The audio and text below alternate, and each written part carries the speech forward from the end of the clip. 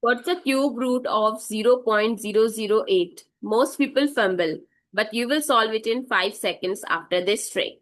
So first, convert into fraction.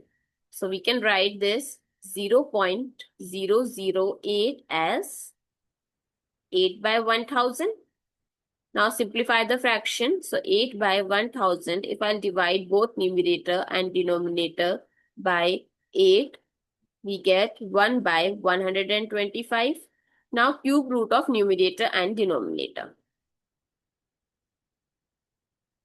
So it's become cube root of 1 times 1 times 1 I can write, and this I can write 5 times 5 times 5.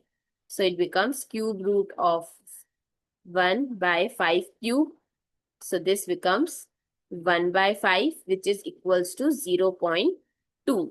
So cube root of 0.008 is 0.2. I hope it's clear and you find it useful. So don't forget to like, subscribe and comment. Thank you so much for watching this video. See you in the next video.